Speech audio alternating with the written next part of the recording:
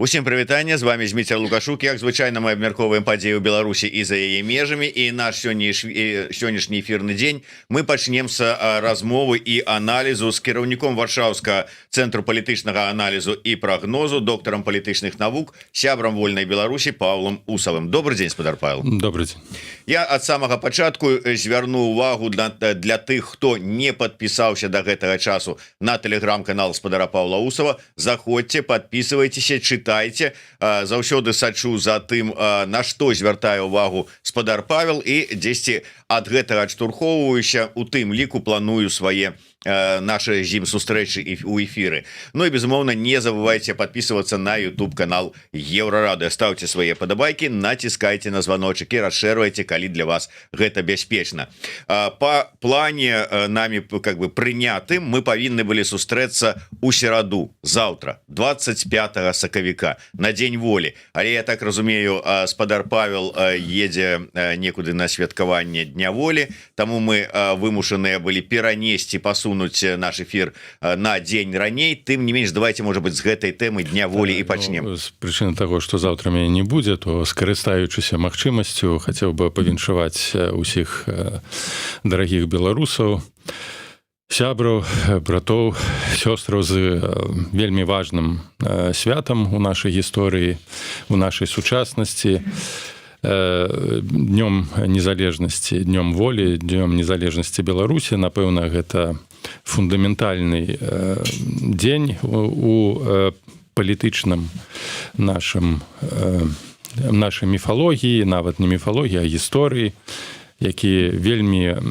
важны для таго, каб зразумець сутнасць развіцця нашай дзяржаўнасці, нашай гісторыі, нашай незалежнасці, таму ўсіх са святам. Жыве Беларусь. Жыве вечна.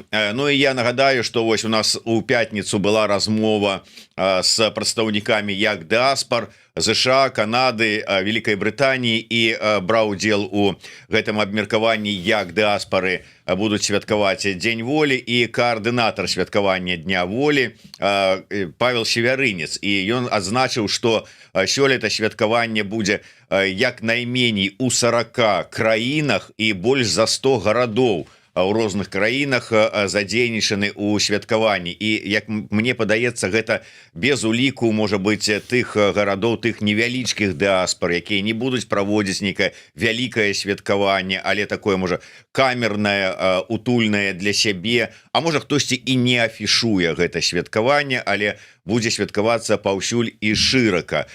Як вы лічыце, традыцыі захоўваюцца, важнасць разумеецца вось гэтага дня, гэтага свята на сёння беларусамі?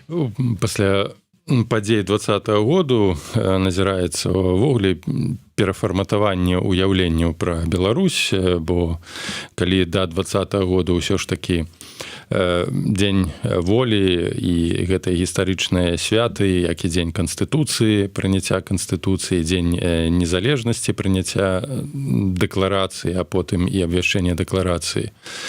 Канстытуцыйным законам 27 жніўня 1991 году ўсё гэта лічылася нейкім такім абмежаванай памяццю, абмежаваным разуменнем, абмежаваным дзеяннем, то зараз гэтыя святы, гэтыя даты і падзеі становяцца ўсё больш і больш ключовымі у нацыянальным і апазіцыйным руху, і нават тыя людзі, якія былі да 20-го года несвядомыя гэтага, актыўна ўключыліся і ў арганізацыю святкавання, разумеючы, асэнсоўваючы, быць можа, перажываючы ўласнае адраджэнне. То бок мы зараз, не гледзячы на сітуацыю вельмі цяжкую ў Беларусі, ўсё ж такі у вялікай ступені, у шырокім плане адчуваем і перажываем новае адраджэнне па-за межамі пакуль што дзяржавы, але гэтае адраджэнне, яно датычыць большасці беларусаў, якія знаходзяцца за мяжой, што вельмі важна, бо гэта фарміруе аснову і складае аснову будучых перамен у Беларусі. Калі гэтыя перамены адбудуцца, то бок бачым, што нягледзячы на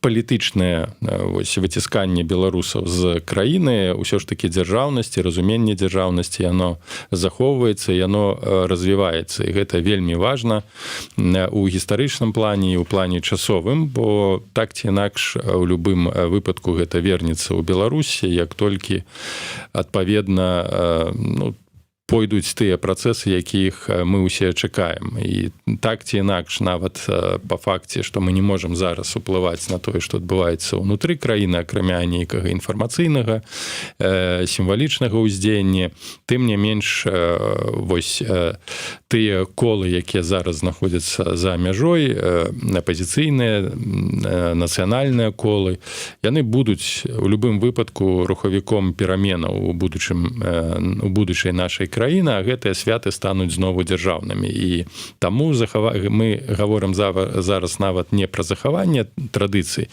а пра стварэнне умоваў, калі гэтыя традыцыі стануць элементам унутранай дзяржаўнай палітыкі і інтэгруюцца ў нашу дзяржаўнасць. Вось я лічу, што і святы, і адзначэнне гэтых святаў, і дэманстрацыя таго ж прыналежнасці да нацыянальных святаў, гэта не захаванне нават традыцыі, а захаванне дзяржаўнасці і развіццё гэтай дзяржаўнасці на ўзроўні ідэй і ідэалогіі, што, яшчэ раз падкрэслю, для будучыні Беларусі вельмі важна, што б там хто б крытычна не казаў, што дыаспара, ці людзі, якія з'ехалі адарваныя ад Беларусі, яшчэ не так яны моцна адарваныя, як не жылі яны за мяжой, не жывем мы там 100 гадоў, ўсё ж такі сувязі, эмацыйная прывязка да Беларусі застаецца, і таму я ўпэўнены ў тым, што у патрэбным моманце перанос пакуль што вось гэтай ідэі, якая захоўваецца у кантэксце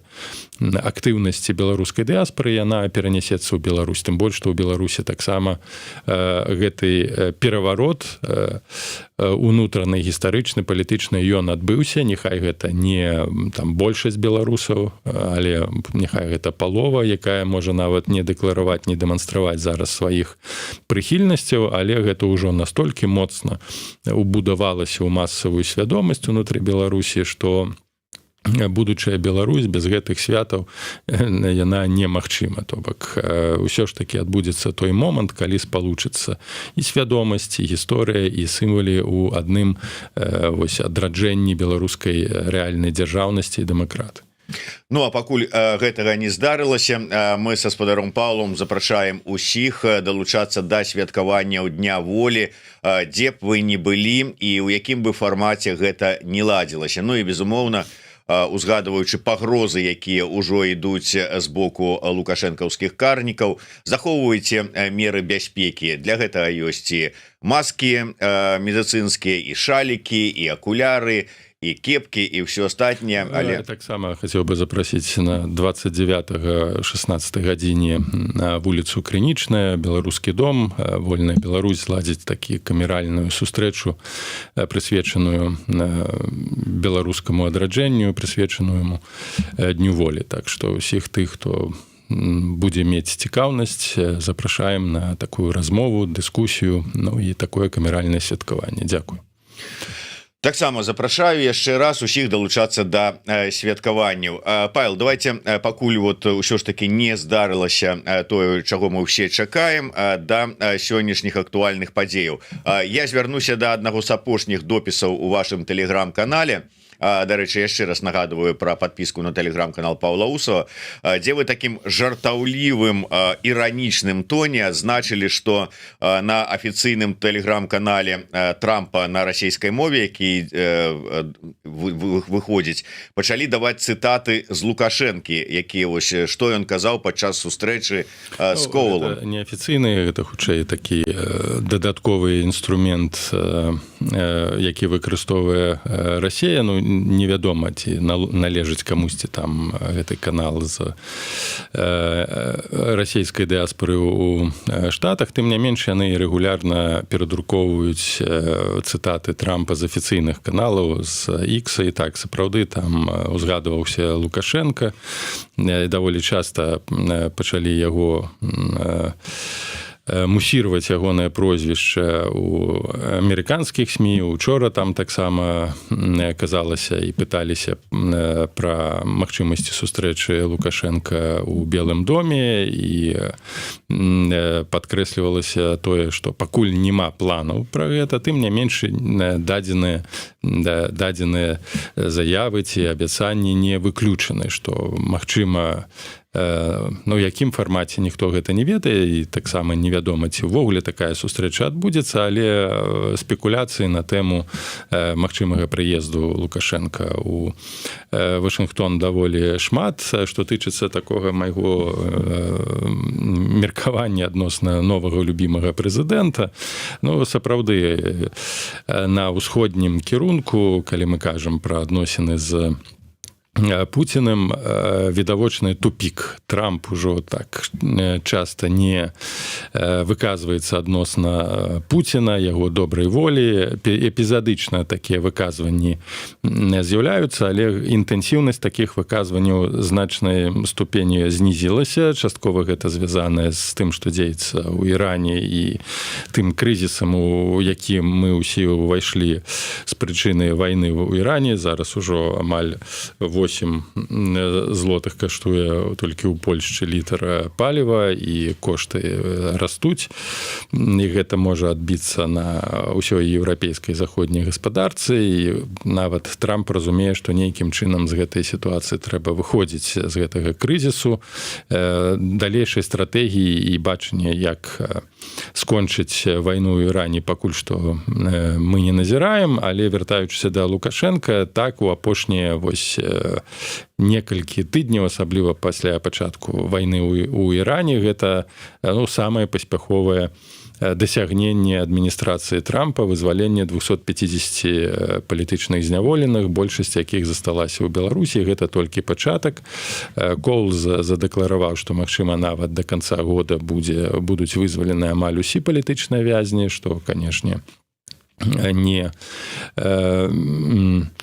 не можна не усхваляць. Гэта вельмі важны гэты кірунак, нягледзячы на тое, у якім фармаце гэта будзе выкарыстоўваць атачэнне Трампа, каб прадэманстраваць паспяховасць. Безумоўна, можна сказаць, што гэта в пэўнай сэнсе поспех у плане вырашэння гуманітарнай місіі прадстаўніцтва Трампа, Белага дома, і гэты кірунак ён развіваецца.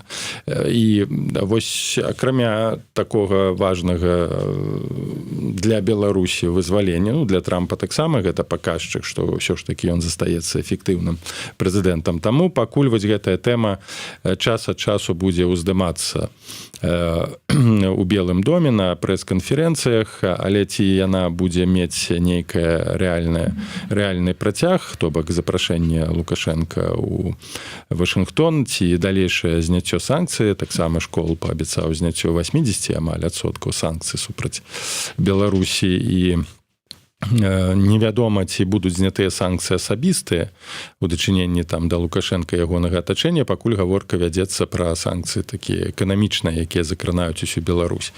То так, я думаю, што Лукашенка будзе гатовы на такія крокі.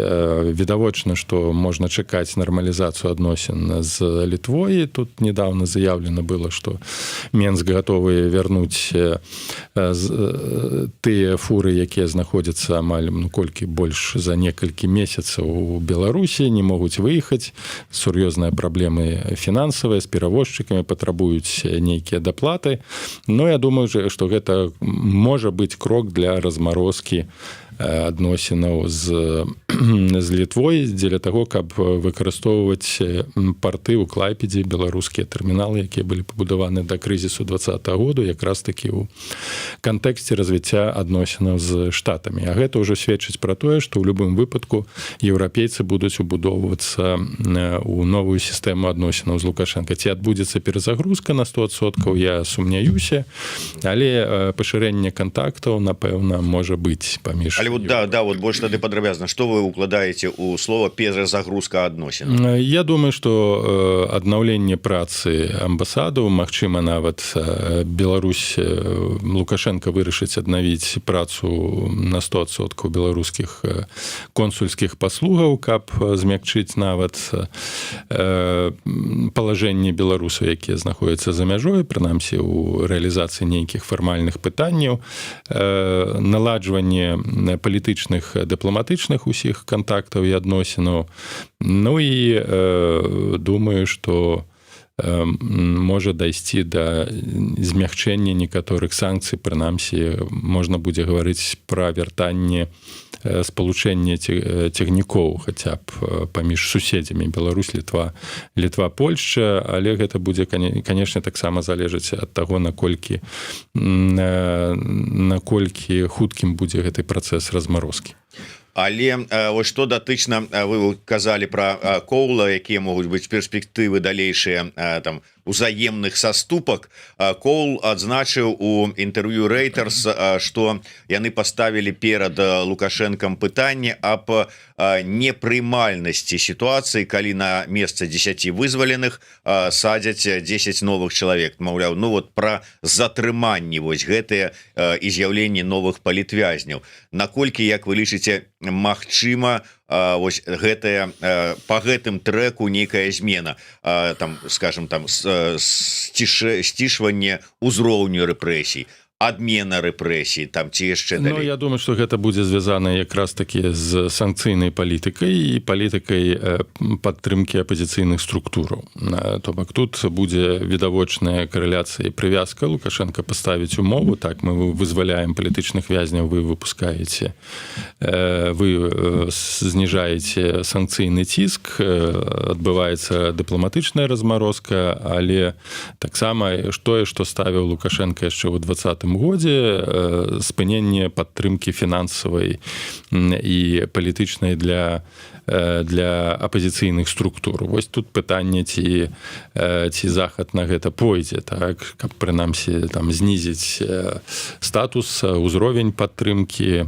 Ну, калі будзе фармальна дасягнута нейкае скрытае паразуменне ў дадзеным аспекце, то ўзровень рэпрэсій можа змяніцца, то бок масавасць можа змяніцца, бо тут яшчэ ўваходзіць пытанне магчымасці вяртання ў Беларусь тых, хто выехаў. Тут, канешне, была б зацікаўленасць нават самога рэжыма, але ніхто гарантыі не дасць. І сістэма ўжо працуе у даволі канкрэтным кірунку вынішчэння ўсіх унутраных пагроз. І Лукашенко разумее, што спыненне рэпрэсій можа стварыць непатрэбныя пагрозы актыўнасці ўнутры Беларусі, бо легітымнасць яна не набылася, і падтрымка такая шырокая, сацыяльная, такая, якая была палітычная да 2020 году, яна не аднавілася. Так, ёсць расчараванне ў апазіцыі унутры Беларусі, нават у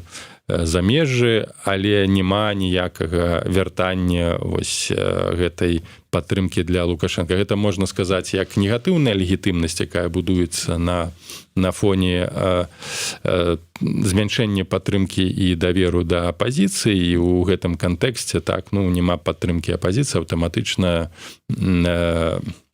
зніжаецца вострае непрыняццё рэжыму Лукашенка з прычыны таго, што альтэрнатывы на дадзены момант не бачна. Тым не менш, гэта не пазітыўная легітымнасць, якая будуецца на веры і на прыняцці таго, што Лукашенка сапраўды з'яўляецца там нашым прэзідэнтам. Ён не з'яўляецца для часткі беларусаў даволі вялікай у самой Беларусі легітымным прэзідэнтам, і на чым якраз такі і грунтуецца гэтая негатыўная легітымнасць. Таму ён таксама гэта разумее, бо тады б не было такіх рэпрэсій.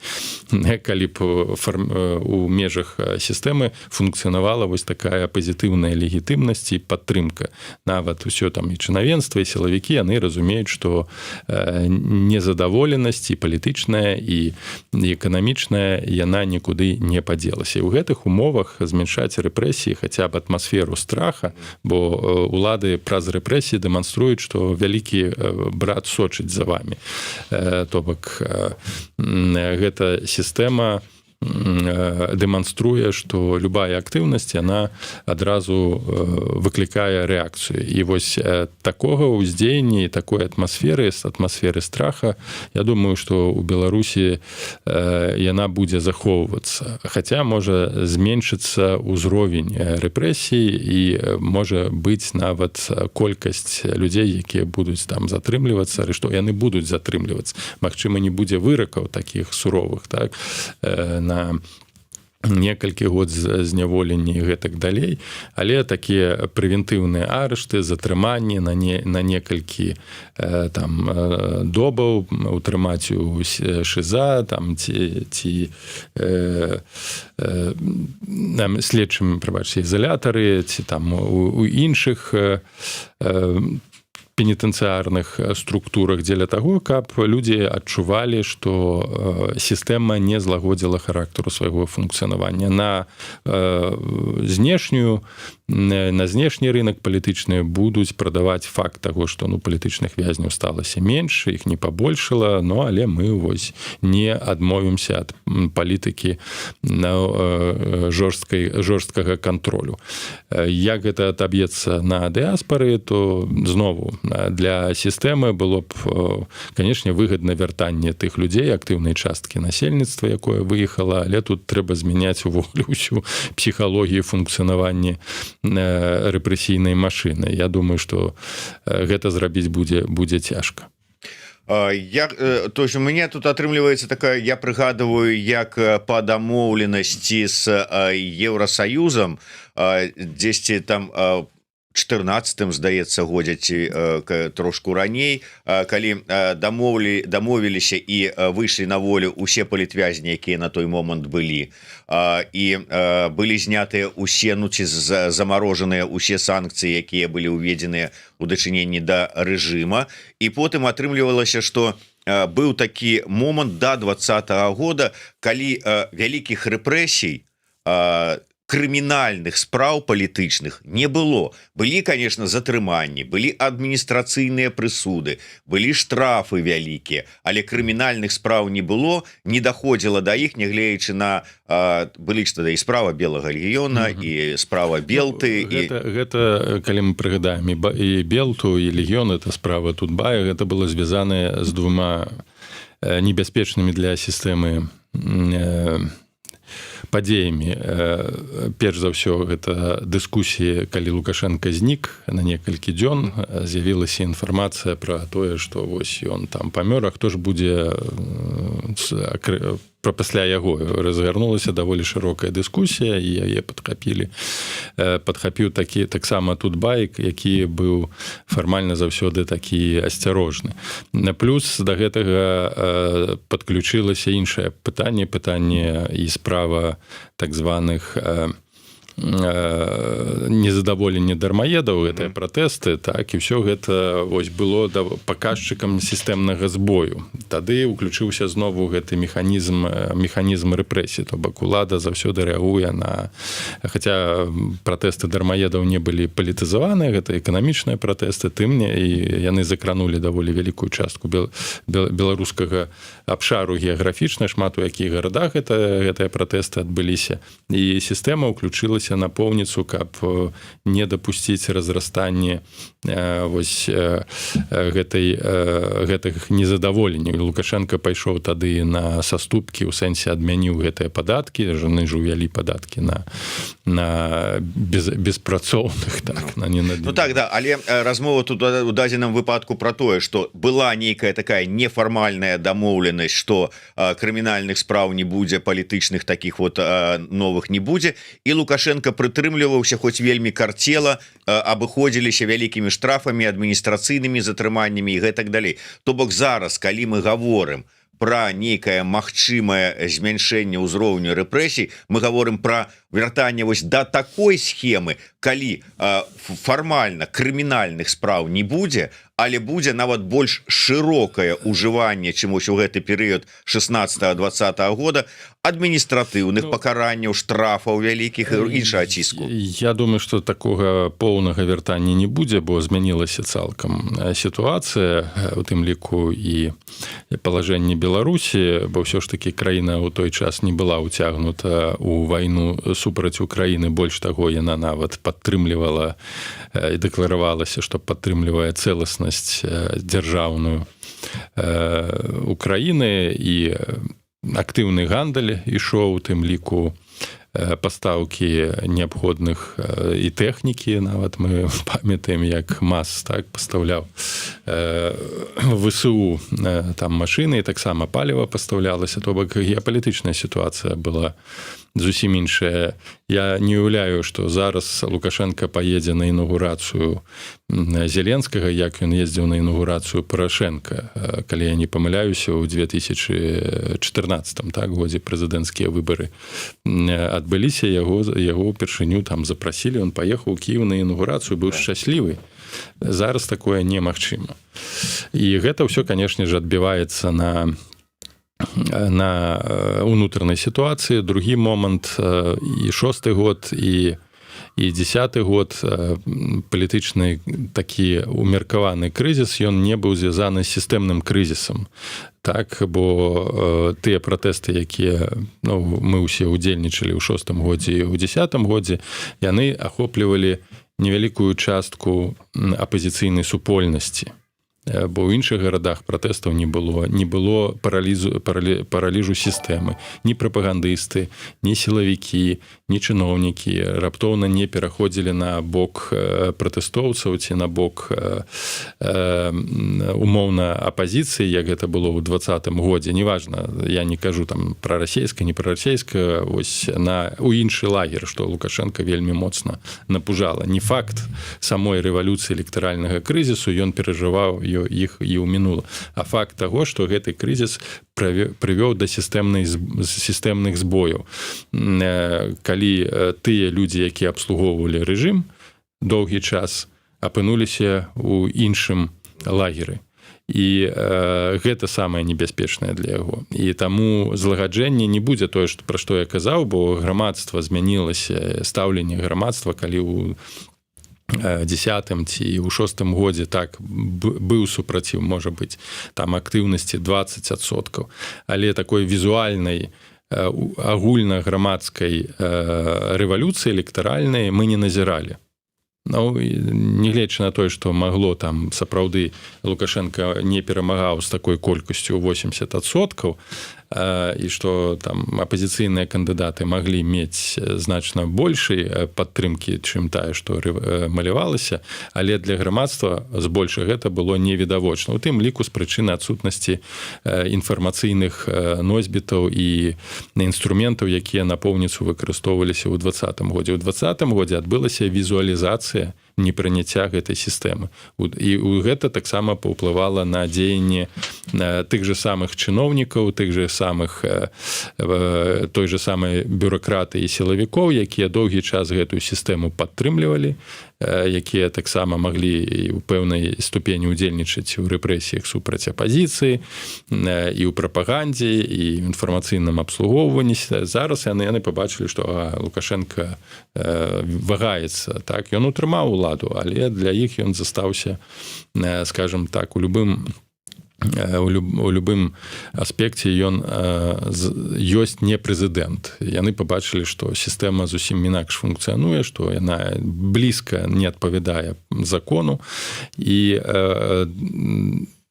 калі ён зменшыць працэс ціску, а гэта ж пераварот унутры ўсяго грамадства адбыўся, то ўсё роўна грамадства не вернецца да той дамовы сацыяльнай, што яны прызнаюць Лукашенка легітымным там прэзідэнтам, яго падтрымліваюць. Не будзе гэтага вяртання.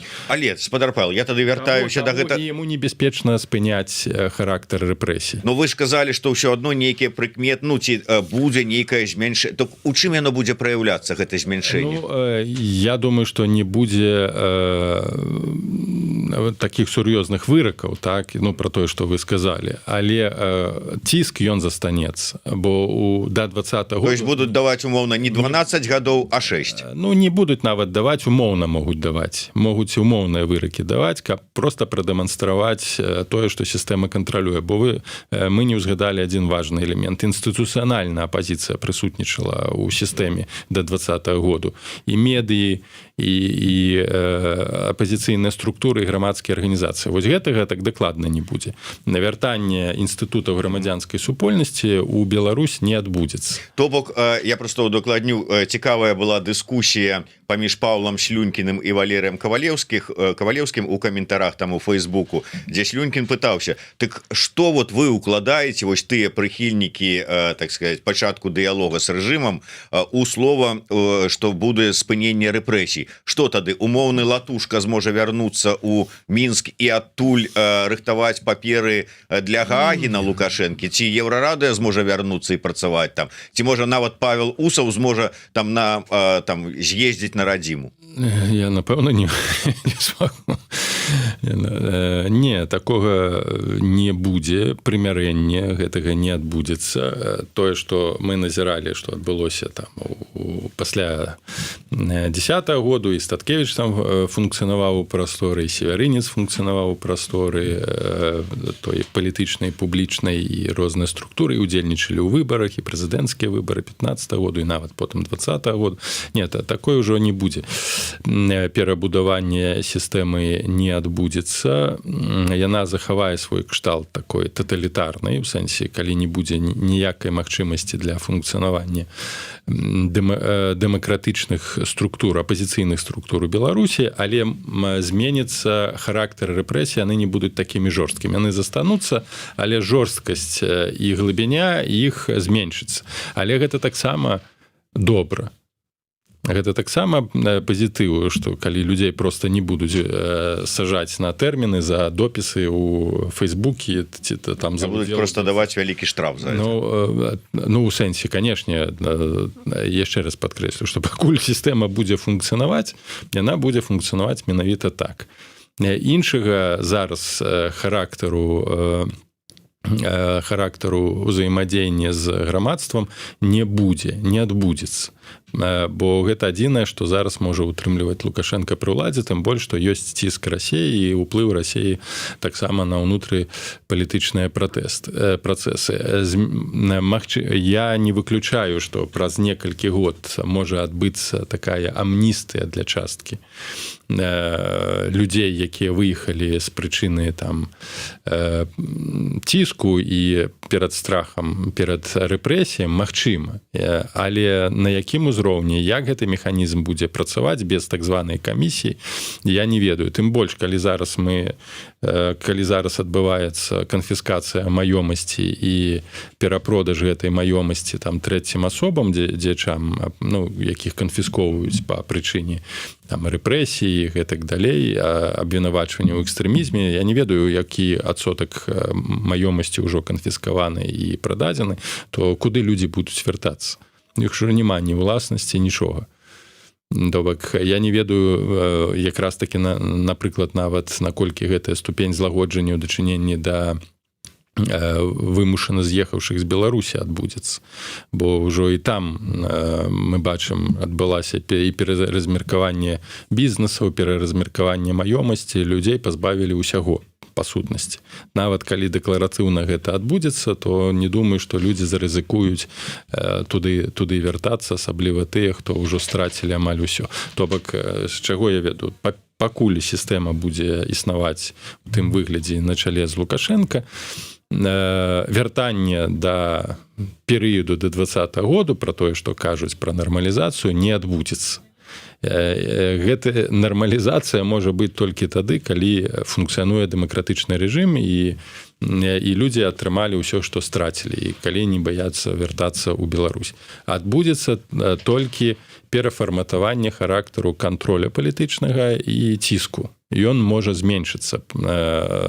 Не будзе такіх жорсткіх прыгавораў, гэта не азначае, што людзей не будуць затрымліваць за функцыянаванне ў нейкіх групах, суполках, што іх не будуць затрымліваць за тое, што яны падпісаны на Еўрарадыё ці на Белсат, як яны зараз унесены ў экстрэмістычныя каналы. То бок дэкрыміналізацыі палітычнай дзейнасці ў Беларусі не адбудзецца. То бок на сённяшні момант уся палітычная дзейнасць, якая не легалізаваная сістэма, яна крыміналізавана, яна унесена ў прастору крымінальнай адказнасці. Вось гэтага не адбудзецца. Каб проста не дазволіць людзям прымаць актыўны ўдзел ці выказваць сваю незгоду з сістэмай, бо для Лукашенка вельмі важна дасягнуць хаця б візуальнай такой мабілізацыі і кансалідацыі сістэмы, калі няма ніякага там унутранага супраціву. Нават у Расіі ўжо зараз уздымаецца хваля пасля гэтых адключэнняў інтэрнэту, што вы там робіце, мы ж тут за Пуціна, вы нам там інтэрнэт адключаеце. То бок сістэма там ўжо таксама стаіць перад сур'ёзнымі выклікамі, але ў Беларусі, дзякуючы вось гэтым рэпрэсіям масавым, якія разгарнуліся ў 20-му, 21-м да 22-го году і пасля 22-го году, ўсё ж такі здолелі яны забетанаваць грамадства, каб ўсё ж такі не ўзнікала вось гэтага унутранай актыўнасці, адкрытай актыўнасці, бо яшчэ раз скажу, незгода з сістэмай, непрыняццё гэтай сістэмы, яна засталася. Ну і как бы візіт на дзень волі Лукашэнкі ў паўночную Карэю, гэта як бы як знак такі, што ён там думае пра гэты дзень волі беларусаў, волю і ўсё астатняе. Белагентура праз данат задае пытанне, што Усаў думае аб дзейнасці Пятрухіна, бачыў яго ў эфіры. Не разумею сутнасці пытання. Чалавек намагаецца, я лічу, і правільна робіць, агучваць тыя праблемы і тыя негатыўныя з'явы, якія існуюць у апазіцыйным асяроддзі, а яны існуюць, на жаль, і не ўсе гэтыя праблемы агучваюць. Тое, што Пятрухін узяў на сябе місію такога сумлення, так, і крытычнай ацэнкі пэўнага характару дзеяння, гэта добра. І тое, што калі будзе значна больш такіх людзей, якія будуць прысвечваць увагу праблемам унутры апазіцыі, тым лепей. Бо, на жаль, сапраўды мы знаходзімся ў крызіснай сітуацыі, калі гэтых з'яваў негатыўных і ў аспекце функцыянавання апазіцыі, у фінансавым плане становіцца вельмі шмат, перабольшвае гэта ўзровень пазітыўных нейкіх працэсаў і з'яваў, што разбурае давер. Не крытыка Петрухіна ці іншых блогераў знішчае давер і разбурае давер, а менавіта, мне падаецца, не зусім дэмакратычная дзейнасць нашай дэмакратычнай супольнасці. Калі не зменіцца характар функцыянавання апазіцыйных структур, мы сутыкнемся з поўнай маргіналізацыяй апазіцыі як такой, асабліва на фоне таго, што разгортваецца вось такі шырокі дыялог з ЗША, ён, безумоўна, можа перакінуцца на еўразвяз, а калі еўрапейскія палітыкі будуць разумець, што праблемы ў апазіцыі сістэмныя і не вырашаюцца, той сітуацыі яны аб'ектыўна пачнуць размаўляць з Лукашенко па той простай прычыне, што ён хоць і паскуднік, тыран, дыктатар, але ён мае рэальную ўладу. Ён ажыццяўляе палітыку ўнутры Беларусі і з пункту гледжання рэалізму нават не эканамічнай мэтазгоднасці, а проста нават вырашэнне базавых пытанняў гуманітарнага кшталту будуць вымушаны размаўляць з Лукашенко. Таму я лічу, што перш за ўсё гэтая крытыка павінна быць.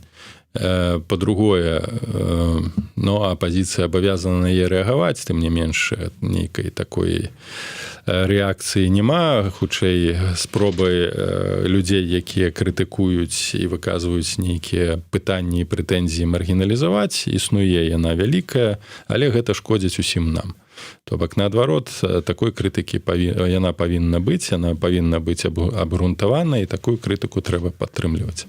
На завершэнне, коротко, гаспадар Павел, мы у 21-м годзе, можа, на канцы 20-го, не адзін раз чулі про тое, што вось Путін, Москва выратавалі Лукашенко ў 20-м годзе, але паставілі яму умовы ўсё ж таки здзейсніць транзіт улады.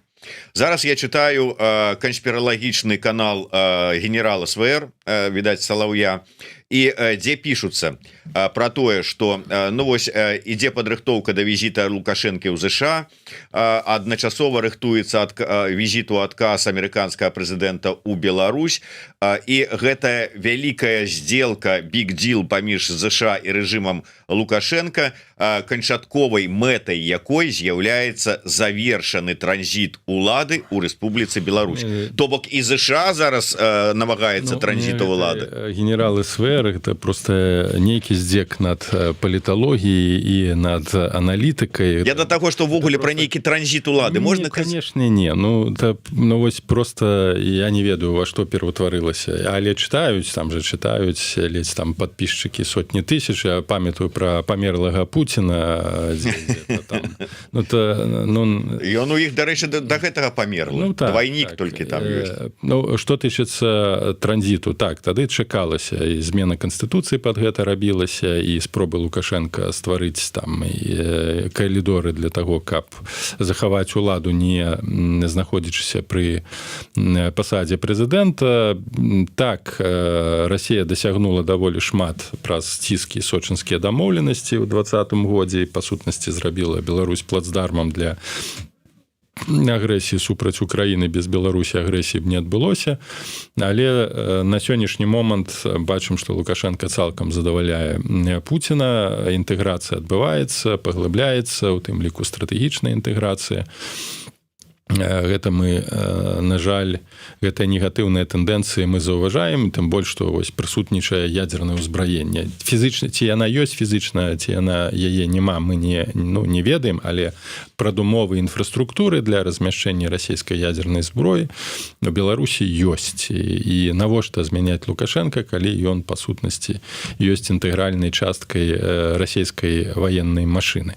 Што тычыцца вось гэтых спекуляцый, што Штаты там да нейкага транзіту рыхтуюцца, гэта таксама неразуменне і таго, што адбываецца ёсць у Беларусі. Транзіт магчымы толькі пры адной умове, калі не будзе Расіі, калі не будзе Пуціна.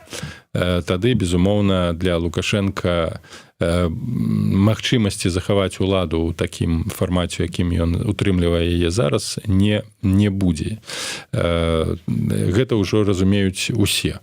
То бок, як адбудзецца гэты транзіт? Ці шляхам новай рэвалюцыі, ці шляхам ціску, ці шляхам надавання нейкіх гарантый, будзе залежаць ад таго, якім чынам будзе рассыпацца Расія, крызісная ў пэўным сэнсе з'явы мы бачым.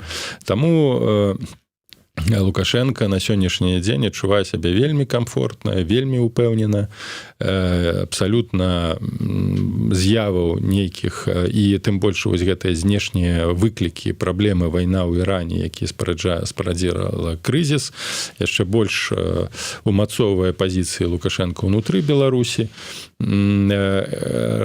Размовы з адміністрацыяй Трампа яны задавальняюць абидва бакі. Дыялог ён, і Лукашенко пры гэтым не выглядае слабым, ён атрымлівае даволі вялікія саступкі у эканамічным плане і ў ідэалагічным плане, і ўжо гэты механізм працуе і распрацаваны. То бок, ён абсалютна на сённяшні момант адчувае сябе бяспечна. Дякую вялікі, спадар Павел. На жаль, трэба завяршаць нашу размову. Я нагадаю, што з намі ў эфіры быў доктар паліталагічных палітычных навук і кіраўнік Варшаўскага цэнтра палітычнага аналізу і прагнозу Павел Усаў. Зміцер Лукашук працаваў для вас у эфіры са студыі. Падпісвайцеся на YouTube канал Еўрарада і падтрымайце працу рэдакцыі праз піт альбо праз донат. Дзякую вялікі ўсім яшчэ раз. З надыходзячым днём волі. Жыве Беларусь. Жыве.